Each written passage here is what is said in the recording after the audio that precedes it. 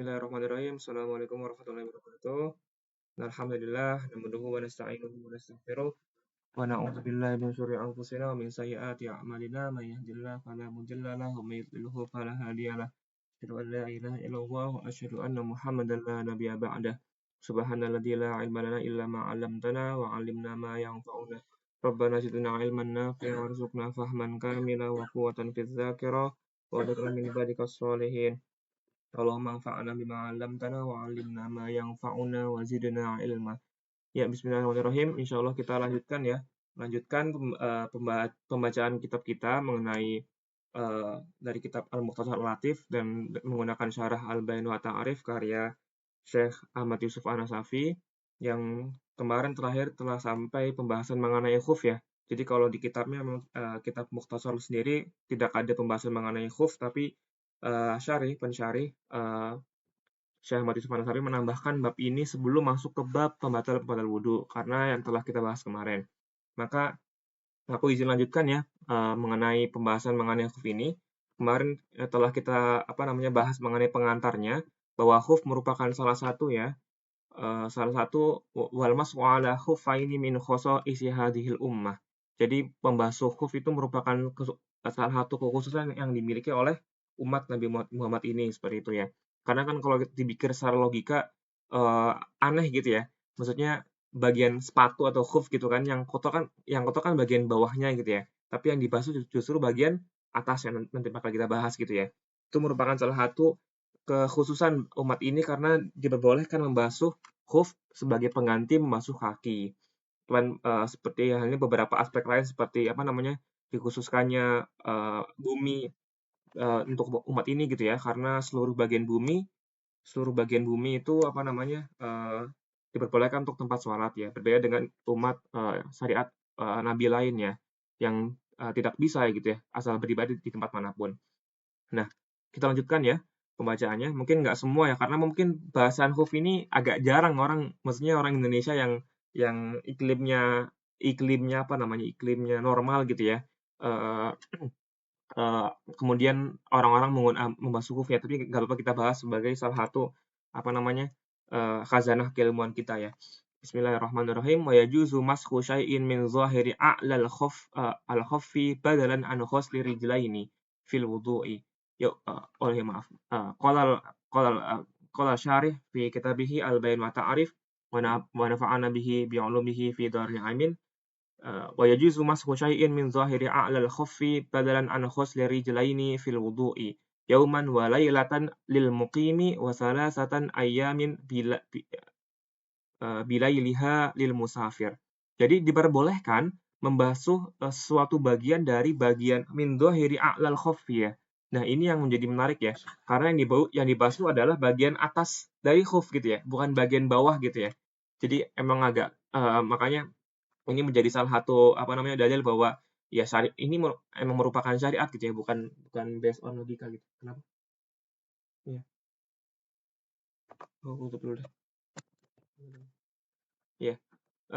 Maka diperbolehkan membasuh bagian atas khuf sebagai pengganti dari bagian bawah khuf sebagai pengganti untuk membasuh kedua kaki dalam wudhu seperti itu ya. Dan kapan periode membasuhnya? Yaitu 1 hari 1 malam bagi seorang yang mukim dan 3 hari dan 3 malam bagi seorang yang musafir. Di sini dikatakan bahwa safrun qasar ya. Jadi musafir di sini adalah musafir yang masuk ke dalam kategori yang boleh melakukan qasar sholat gitu ya. Jadi kan kalau kita dalam madzhab Syafi'i itu ada safar yang sampai 2 marhalah ya, itu diperbolehkan qasar, tapi kurang dari itu nggak boleh qasar gitu ya. Maka musafir di sini adalah yang dimaksud adalah seorang yang musafir melebihi dari 2 marhalah atau kurang lebih 82-an kilometer gitu ya, secara jarak seperti itu. Maka itu baru dikatakan sebagai musafir. Nah, bagaimana kalau kita musafir tapi kurang dari 2 marhalah, yaitu safar yang bukan sampai qasar gitu ya. Maka dikategorikan sebagai al-mukim gitu ya. Misalkan VW nih dia pulang pergi kerja gitu pakai sepatu gitu ya. Nah, itu kan dalam tanda kutip musafir ya. Kan karena mungkin katakanlah jaraknya nggak sampai 80 km ya. Paling 40-an kilometer gitu ya. Nah, itu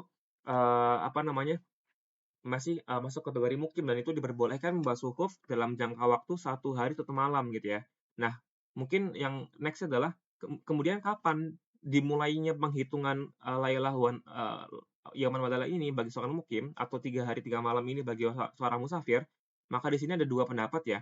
Wa tabtadi'ul muddah min intihail hadath ba'dal lubsil mutlaqan 'inda Ibnu Hajar wa 'inda ar-Ramli min intihaihi illam yakun bi ikhtiyarihi kabaulin wa ghaitin wa min awwalihi in kana bi ikhtiyarihi kalamsi wa naumin.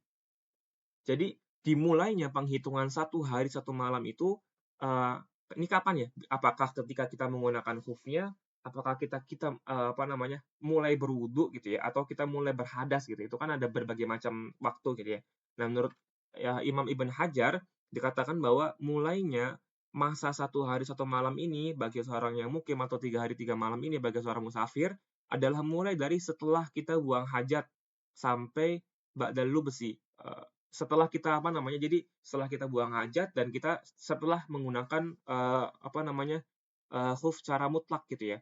Jadi misalkan katakanlah jam 8 kita jam 8 kita wudu, jam 8 lebih 10 kita menggunakan khuf gitu ya. Kemudian 8.30 kita berhadas dan kemudian 8.30 kita berhadas, itu maka dimulainya menurut Ibn Hajar adalah setelah selesai berhadas gitu ya. Jadi misalkan katakanlah jam 8 kita wudu, jam 8.30 kita pakai khuf ya. Jadi masih kondisi suci kita pakai khuf 8.30, jam 10 kita berhadas, entah itu kentut, entah itu tidur dan sebagainya gitu ya. Maka menurut Ibn Hajar itu dimulai setelah selesainya hadas gitu ya. Setelah selesainya hadas. Ini mungkin nggak begitu signifikan ya kalau misalkan kita kencing atau kita buang air besar gitu ya. Itu kan hadasnya kan mungkin nggak sampai setengah jam gitu ya. Tapi kalau tidur ya, misalkan tidur kan hadas ya, dia termasuk berhadas ya. Maka dimulainya penghitungan 1 hari 1 malam itu setelah selesai hadas, yaitu katakanlah setelah bangun tidur gitu loh. Nah, itu menurut pendapat Ibn Hajar, dan menurut pendapat Ar-Romli itu setelah selesainya hadas kalau misalkan hadas itu merupakan hadas yang bukan ikhtiari, yaitu seperti hadas yang bukan kita pilih gitu ya. Contohnya apa? Seperti kencing dan buang air besar itu kan bukan ikhtiari ya. Kita nggak bisa menebak kita pengen pipis atau pengen buang air besar gitu ya. Maka ketika hadas yang bukan ikhtiar seperti ini, maka itu dimulainya setelah selesai berhadas. Nah, tapi dimulainya awal berhadas ketika itu ikhtiari, seperti contohnya lamsun ya, nanti bakal kita bahas di bawah ya, mengenai pembatal wudu ya, menyentuh seorang yang bukan mahramnya atau dan naumin dan tidur gitu ya. Jadi dimulainya di awalnya. Ini salah satu ikhtilaf ya dari para ulama. Itu mungkin sedikit ya. Dan tapi di sini dijelaskan juga wa ghuslu rijlaini fil wudu afdal min mashi 'alal khuffaini. Tapi sebenarnya secara umum itu membasuh kaki itu lebih utama daripada membasuh khuf. Nah, bukan mungkin kita di zaman dulu gitu ya. Khuf kan berbeda dengan khuf zaman sekarang ya. Maksudnya riweuh gitu ya kalau kita perlu ngelepas sepatu sebagainya ketika kita lagi kondisi safar gitu ya. Terus kondisi malam hari di padang pasir kan sangat mencolok dinginnya gitu ya. Dan kalau kita kenakan air di kaki kadang-kadang sering perih gitu ya. Makanya muncullah syariat ini seperti itu. Nah, di sini dijelaskan ya. Tadi kan telah kita bahas ya telah kita bahas mulainya kapan, kemudian bagaimana tata caranya tadi ya, mengusap bagian atasnya khuf. Terus kita bakal ngebahas mengenai syarat-syaratnya apa sih yang diperbolehkan kita membasuh khuf. Di sini pensyarih mengatakan wa yushtaratu liyajuza al-mashu syurutun. Jadi ada beberapa syarat untuk membasuh khuf. An yulbasal khuffani ala taharati kamilah. Jadi seorang itu menggunakan khuf secara kamil, secara sempurna gitu ya. Bi alla yakuna alaihi hadasun asghar au akbar. Jadi ketika kondisi memakai khuf itu dia tidak memiliki hadas besar atau hadas ada kecil gitu ya. Falau tahara wa baqiya min badanihi lam'atan bila tahara lam yajuz lubusuhuma qabla kamali tahara. Dan ketika ada sebagian kecil ya, sebagian badan yang dia belum dari badannya yang itu belum tohir, belum suci, maka tidak boleh tidak sah pemasukan huf ini kalau kita belum sempurna toharohnya. Katakanlah misalkan kita wudhu gitu ya, kita wudhu sampai kaki kanan gitu ya, kita belum mulai kaki kiri nih, jadi masih kaki kanan gitu ya, kaki kanan, kemudian kita masukkan kaki kanan ke huf satu, kemudian kita basuh kaki kiri, kita basuh kaki kiri, baru kita masukkan kaki kiri ke huf yang di kiri gitu ya, maka tidak sah karena jatuhnya kita memasukkan kaki kanan gitu ketika kaki kiri itu belum suci gitu ya. Jadi masih ada bagian tubuh yang dia belum tohir, belum toharoh.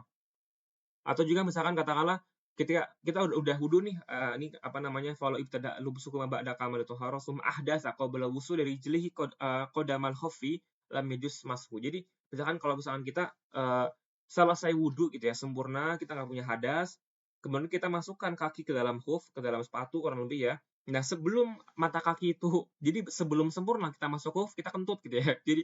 Jadi baru katakanlah baru masukin jari jemari kaki ke khuf, ke sepatu, terus kentut gitu ya.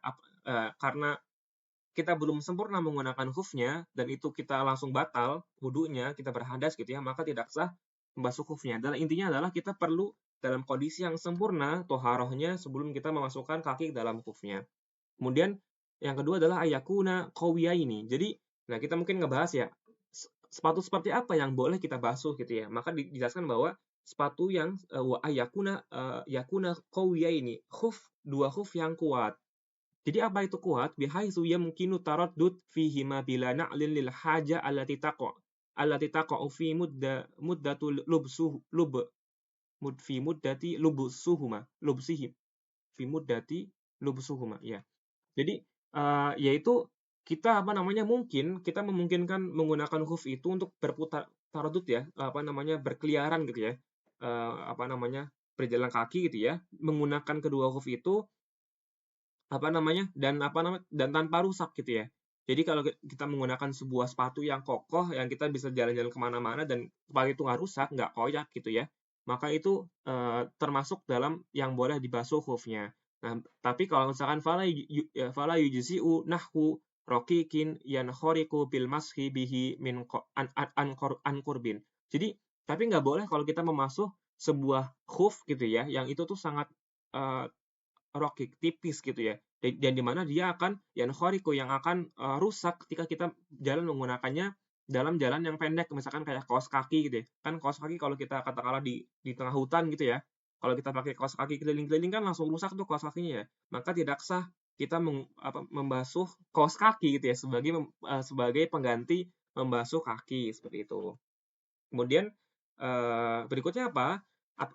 Dikatakan ayyakuna mani'aini linufudil ma'i min ghairil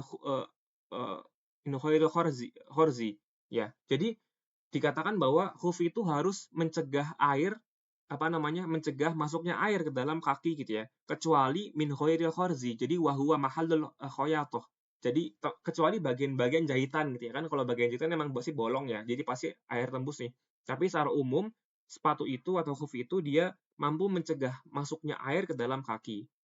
Nah, kalau misalkan sepatunya terlalu bolong-bolong gitu ya, maka tidak sah membasuh khuf itu sebagai pengganti kaki. Kemudian ayakuna satiroini halil fardi. Jadi diharuskan bahwa dua khuf itu satiroini menutupi bagian-bagian fardu yang wajib dibasuh, yaitu apa? Wahwal qadamaini bika baihima, termasuk kaki dan mata kakinya, minal jawanibil wa asfal. Nah, dari sisi mana? Jadi kan kita harus menutup bagian kaki ya yang wajib dibasuh, yaitu kaki sampai ke mata kaki, tapi dari sisi mana? Apakah semua sisi harus sempurna kayak kita warping gitu ya? Nah, dijelaskan bahwa min jawani wal asfali. Jadi hanya dari sisi jawanib, dari sisi sebelah ya, dari sisi sebelah dan dari sisi bawah wal asfal. Wal isyaratu satru min a'la 'alal ka'sil aura. Jadi tidak disyaratkan harus tertutup ketika kita melihat dari atas gitu ya. Jadi misalkan kita lihat dari samping kiri, samping kanan tuh mata kaki kita tidak terlihat dan dari bawah juga nggak kelihatan, tapi dari atas kelihatan mata kaki kita gitu ya. Jadi kan pasti kadang-kadang ada sepatu yang gede gitu ya, lubangnya gitu ya. Sehingga kalau dari atas itu kelihatan nih kakinya gitu ya. Maka kalau itu nggak masalah ya, asalkan dari sisinya, dari jawanibnya dan dari aspalnya dari bawahnya itu menutupi bagian kaki yang wajib dibasuh. Seperti itu. Singkat saja ya, mungkin berikutnya langsung ayyakuna tahiraini. Nah, maka dijelaskan juga sepatu seperti apa yang boleh dibasuh juga, yaitu yang tahiraini, khuf yang dia suci gitu ya. Fala yakfina najsun ain. Jadi maka tidak bisa khuf itu dibasuh ketika khuf itu merupakan najis ain ya. Jadi najis yang emang dia tuh najis gitu ya. Kayak misalkan contohnya apa dituliskan kajel dil mayit alladzi lam yudbah. Misalkan kayak kulit bangkai yang belum disamak ya, lam yutbah gitu ya. Jadi misalkan kita menggunakan kulit hewan yang katakanlah halal dimakan gitu ya, tapi itu belum disamak dan kita gunakan sebagai khuf, maka tidak sah karena itu masuk ke najis ain atau juga termasuk kayak kulit anjing dan kulit babi gitu ya.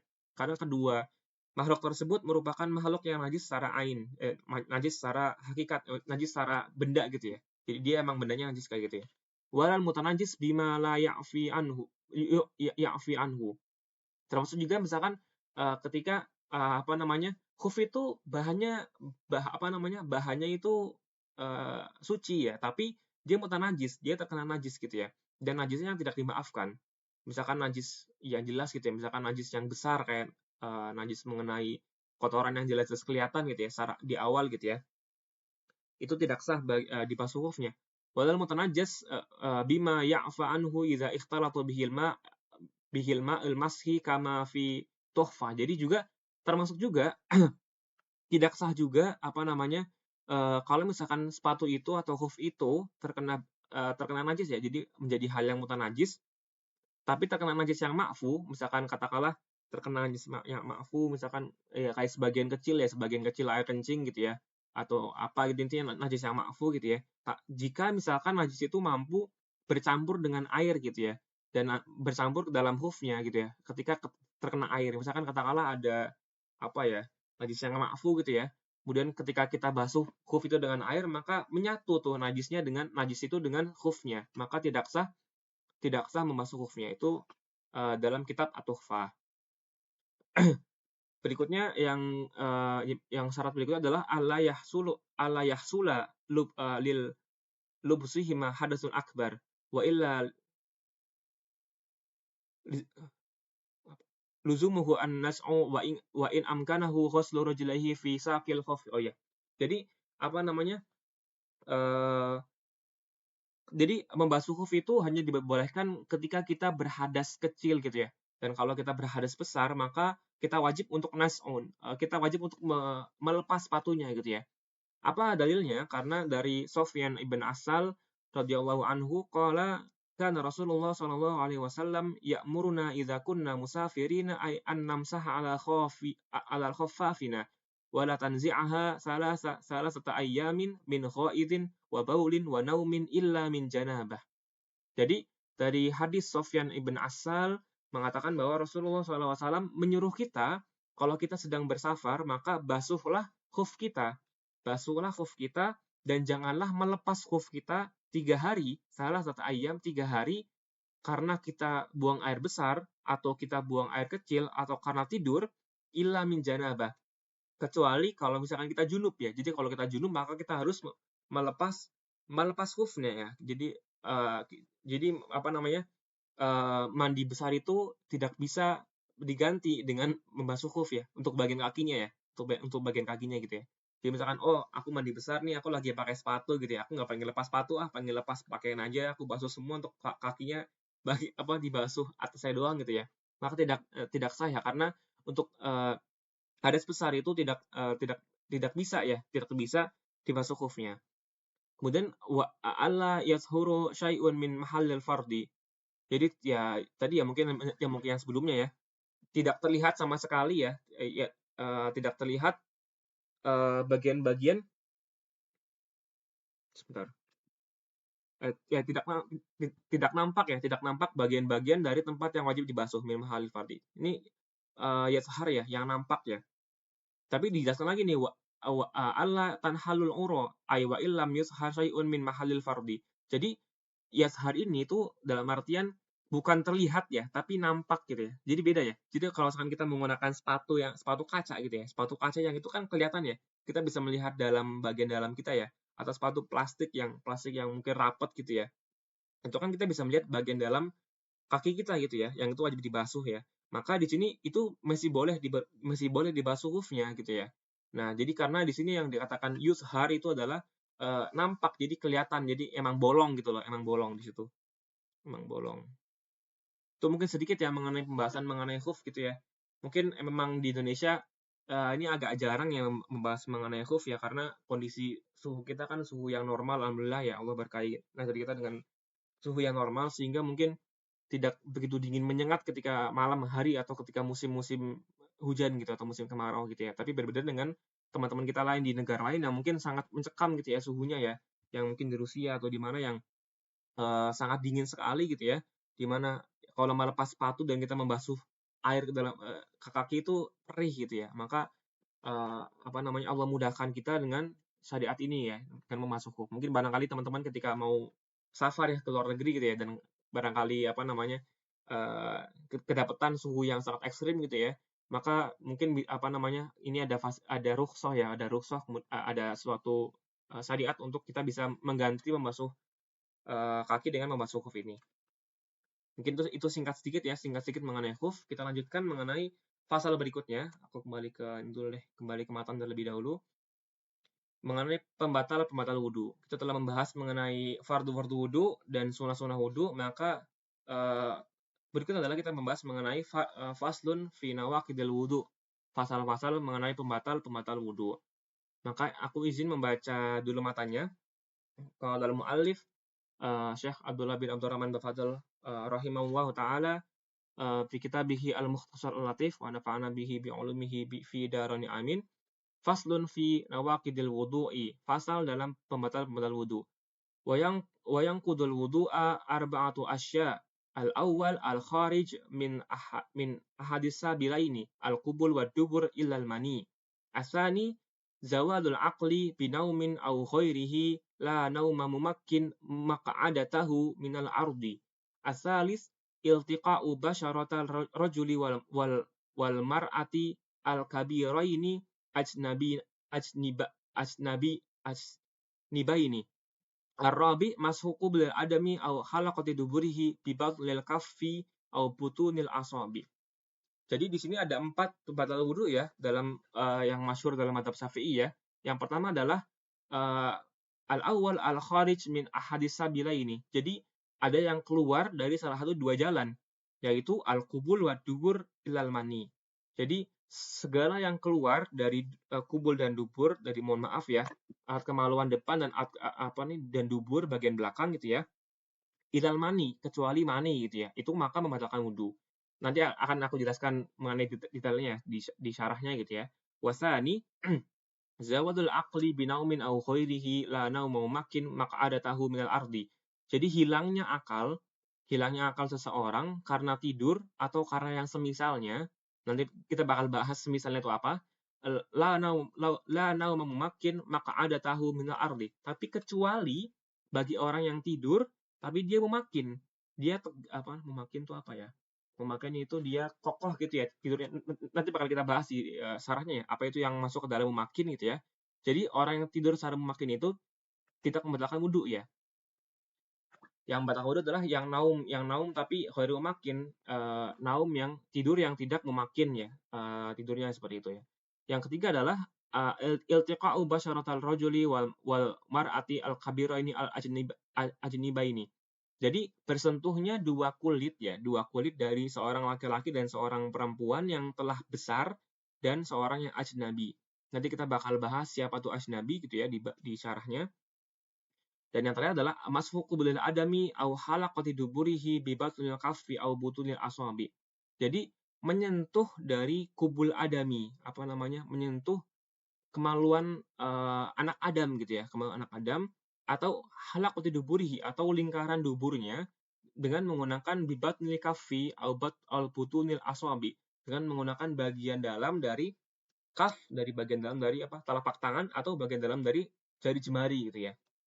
Itu yang membatalkan wudu. Nanti kita bakal bahas apakah apakah kalau nggak menggunakan batil kaf itu batal apa enggak? Nah, di sini menurut Syafi'iyah memang tidak batal ya, tapi kita bakal membahas di mana sih batasan-batasan itu masuk ke batil kaf, mana yang nggak masuk ke batil kaf gitu ya. Nah, kita lanjut ke syarahnya gitu ya. Dijelaskan masing-masing poinnya. Di sini jelaskan faslun fi nawaqidil wudu'i, fasal dalam pembatal-pembatal wudu. Jadi di sini nawaqid itu jamak dari naqid. Al-nawaqidu jam'un naqid. Jadi naqid adalah jamak dari naqid wa huwa ma yuzilu syai'un min aslihi. Jadi sesuatu yang menghilangkan dari asalnya. Dan dalam arti di sini adalah wal muradu binawaqid adalah sebab-sebab yang apa namanya menjadikan wudhu seorang itu batal, wudhu seorang itu habis gitu ya, dengan adanya salah satunya. Jadi ketika ada salah satu di sini, maka wudhu seorang itu akan menjadi batal. Ada apa saja? Maka dikatakan ada 4 ya.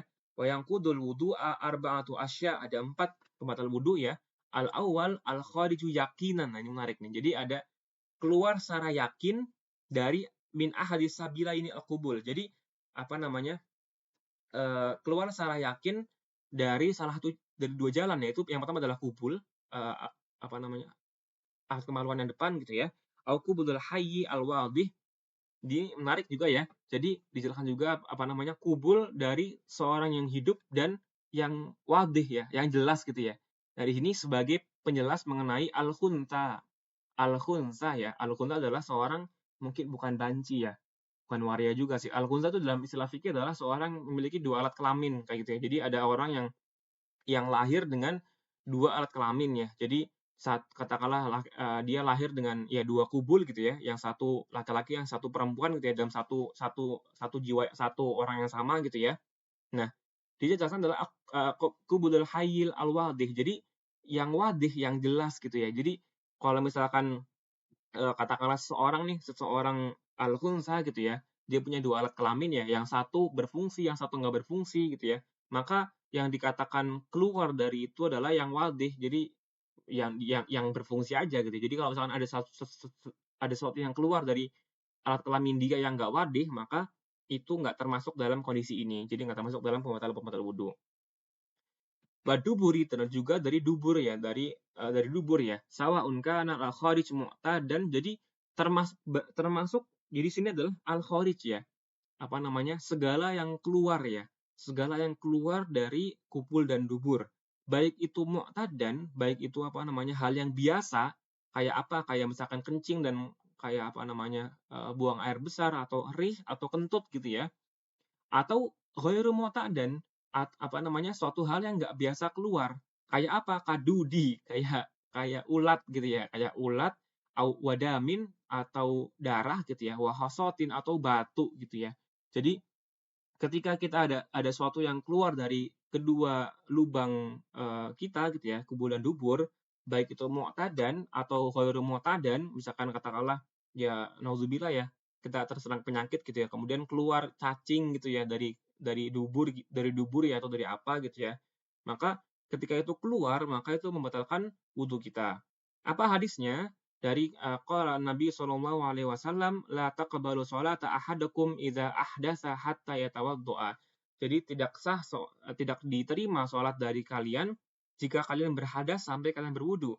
Dan juga ada hadis wa qala sallallahu alaihi wasallam, la wudu'a illa min sautin aw rihin. Jadi tidak ada wudu kecuali bagi seorang yang keluar apa namanya, suara atau keluar bau gitu ya. Jadi dimaksud adalah ada sesuatu yang keluar dari dubur dia gitu ya. Baik itu apa namanya, saut atau rih, baik itu suara atau itu bau. Seperti itu. Tapi di sini jelas tadi ya ada satu pengecualian ya. Wa yustasna min dzalika al-maniyyu, dan dikecualikan dari itu adalah al-mani.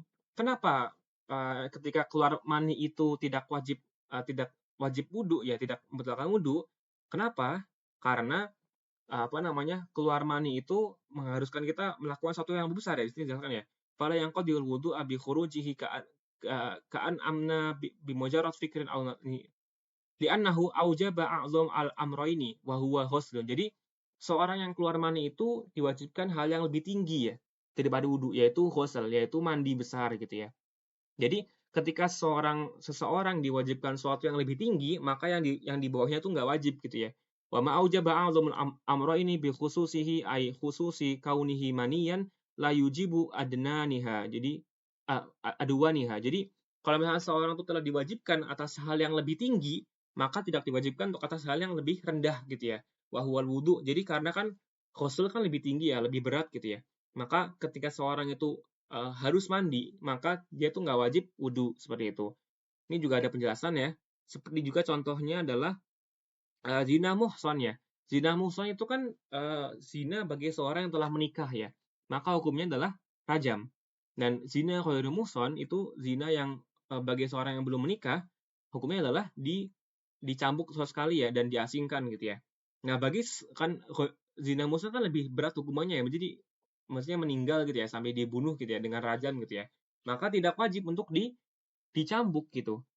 Jadi kalau misalkan seorang itu zina dan dia tuh apa namanya muhson, dia sudah menikah, maka dia itu nggak wajib dicambuk dulu baru dirajam gitu ya. Jadi dia langsung dirajam tanpa harus dicambuk seperti itu. Sama dengan kondisi ini, kondisi ketika seorang keluar maninya itu harus mandi besar, tapi nggak wajib berwudu. Nah ini contohnya apa? Contohnya ka'anna amna bimujarrad fikrin au nazorin. Jadi misalkan seseorang itu keluar mani hanya karena memikirkan sesuatu atau melihat sesuatu gitu. Jadi ada memikirkan sesuatu yang menggairahkan atau melihat sesuatu yang menggairahkan dan dia sampai keluar maninya, itu kan dia kondisi nggak tidur ya. Jadi dia nggak hilang akal, dia nggak kentut, dia nggak apa namanya, ya dia nggak membatalkan nggak empat ini ya. Jadi kan ada empat empat hal ya.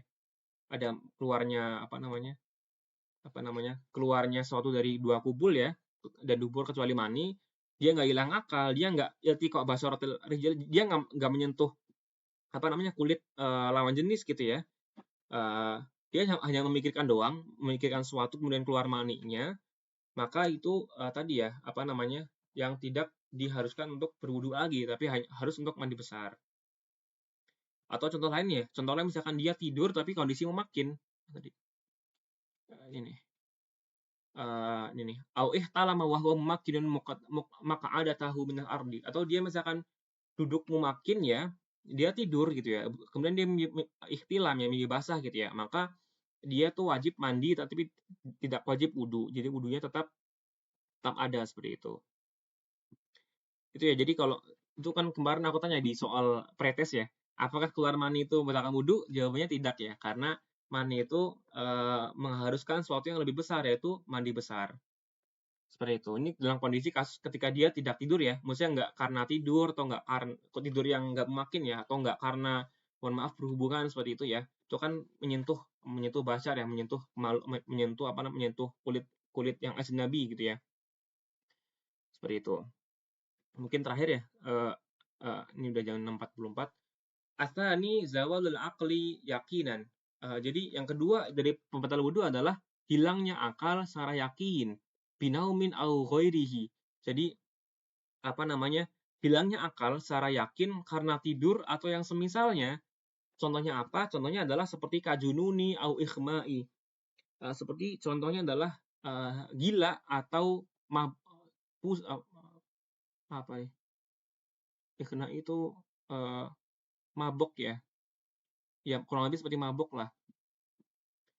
Illa mau makin maka ada tahu minal ardi. Jadi apa namanya kecuali seorang yang tidur secara memakin dan dia tuh mak ada tahu minal ardin. Nanti kalau kita bahas di sini apa tuh mak ada tahu ya. Jadi sini al akal luho dijelaskan ya, maksudnya akal adalah luho adalah dikatakan apa namanya secara luho adalah dikatakan sebagai penghalang al-man'u gitu ya. Wa istilahan sifatu yumayyizu biha bainal husnil wa qabih. Jadi al-akal itu di sini dalam sudut pandang fikih gitu ya, dikatakan sebagai suatu sifat yang dapat membedakan antara yang baik dengan yang buruk. Wasumya aqlan li'annahu ya'kil. Jadi akal itu dikatakan aklan gitu ya, karena dia tuh yakil, dia tuh apa namanya? Auyamna atau dia tuh mencegah pemiliknya dari apa? Dari irtikabil wal fawahi. Jadi mencegah pemiliknya dari hal-hal yang buruk kayak gitu. Karena dia mampu membedakan antara yang baik dengan yang buruk. Itu dikatakan dengan berakal. Wa tamakun wa huwa alla yakuna bainal maq'adata wal maqarri tajaf. Jadi Di sini dijelaskan ya, apa itu memakin gitu ya. Memakin adalah seorang ketika tidak ada apa ya? Tidak ada benda ya yang menjadi peran apa namanya? Antara punggung dia dengan tempat dia duduk gitu. Jadi dia duduk itu duduk yang tegak gitu ya. Nggak ada tempat yang bersandar gitu ya. Tempat untuk bersandar gitu.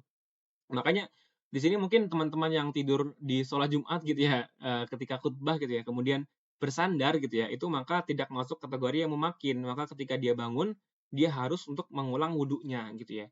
Kecuali kalau misalkan dia seorang tidur ketika mendengar khutbah Jumat gitu ya, dengan kondisi yang memakin, dengan kondisi yang tegak gitu ya, tanpa ada penyangga di punggungnya, maka itu tidak batal wudhunya.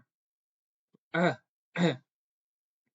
di sini jelaskan ya, apa namanya, eee, al-makna bahwa maknanya adalah, eee, akan membatalkan wudhu ketika seorang itu zawal tamyiz yaqinan binaumin au jununin au ikhma'in au sur'atin au sukrin au nahwi dzalika.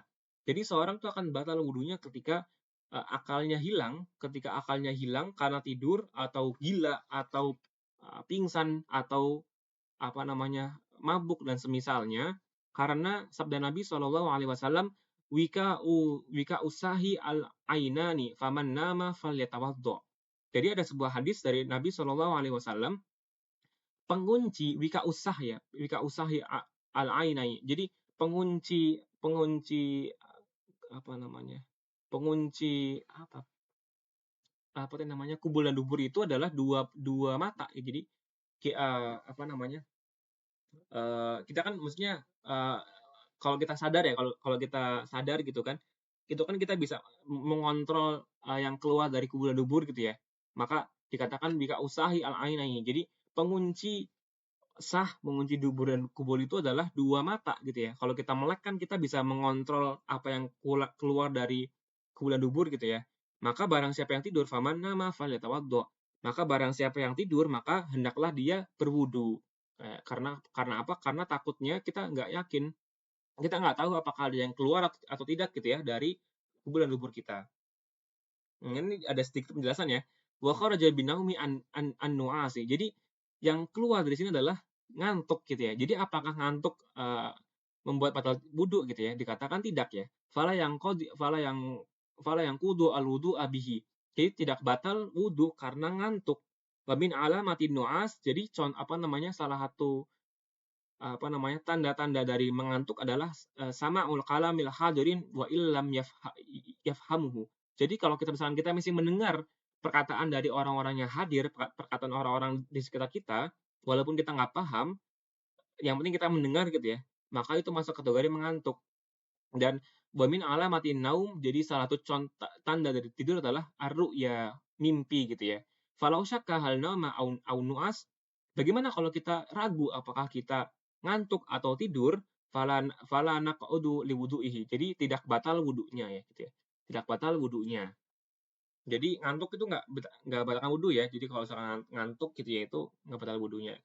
Dan kalaupun katakanlah kita ragu apakah kita tidur atau kita ngantuk, maka tidak batal wudunya. Asalkan tadi yang apa namanya, kita benar-benar nggak mimpi gitu ya. Benar-benar jelas kita nggak mimpi gitu. 649, aku ngos-ngosan lagi. Mungkin kita bakal bahas berikutnya ya, mengenai mumakin seperti apa gitu ya. Tapi kita cukupkan sampai sini. Intinya adalah pembatal wudhu ada 4 ya, secara umum ya. Keluarnya sesuatu dari kubulan dubur adami ya, anak Adam gitu ya, yang wadih, yang jelas gitu ya. Baik itu yang biasa atau yang nggak biasa gitu ya. Kecuali mani. Yang kedua adalah zawal dan akli, hilangnya akal karena tidur, kecuali tidur yang memakin. Kemudian iltika basaratil rajuli wal mar'ati al kabira ini al ajnabiyah ini, bertemunya dua kulit laki-laki dan perempuan yang telah besar dan telah dan mereka tuh ajnabi. Yang terakhir adalah mashu qubulil adami au halaqati duburihi bi batnil kaffi au butunil asabi.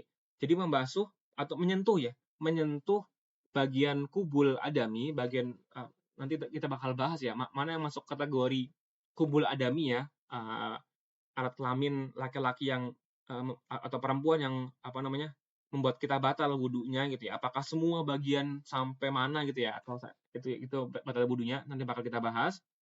atau halaqati duburihi atau apa namanya, lingkaran lingkaran dubur gitu ya, menggunakan batnil kafi au butunil asabi, menggunakan bagian dalam dari telapak tangan atau menggunakan bagian dalam dari, jari jemari yang bagian sini gitu ya. Nanti bakal kita bahas insya Allah di minggu depan mengenai penjelasan lebih detail mengenai ini ya tadi ya, tidur mumakin seperti apa dan, bertemunya, dua kulit laki-laki dan perempuan itu seperti apa. Dan yang sampai yang terakhir mengenai, eee, menyentuh kubul adami gitu ya, insya Allah di minggu depan. Mungkin sampai sini ada yang mau dibahas terlebih dahulu atau mau diskusikan? Darah dari mana? Enggak dong, enggak enggak.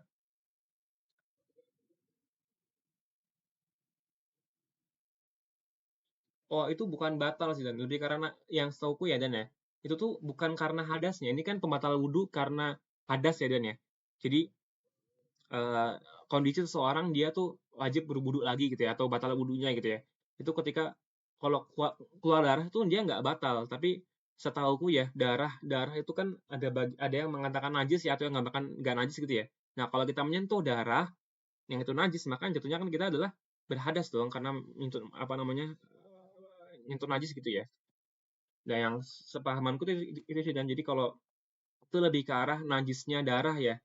Najisnya darah ya, bukan mengenai kondisi hadas. Itu yang sependek pemahamanku. Karena di sini kalau mazhab Syafi'i memang tidak batal ya. Kecuali kalau darah itu keluar dari kubur atau dubur ya. Itu maka membatalkan wudunya. Wallahu a'lam. Seperti itu insya Allah mungkin. Ada lagi Dan? Atau Fakwell? Cukup ya. Tadi ya. Masih agak panjang ya. Gak apa insya Allah pelan-pelan lah. Oke, karena sudah aku akhiri terlebih, terlebih dahulu ya. Terima kasih teman-teman semua telah menyediakan waktunya atas hadir di pertemuan hari ini. Semoga waktunya berkah, semoga Allah memberikan kita eh, rahmatnya gitu ya, dan memberikan kita ilmu-ilmunya gitu ya, yang mampu untuk yang yang mampu untuk memahami apa yang Allah inginkan, apa yang Allah syariatkan di muka bumi ini. Sekian, subhanakallahumma wa bihamdika asyhadu an la ilaha illa anta astaghfiruka wa atubu ilaik. Sekian, wassalamualaikum warahmatullahi wabarakatuh.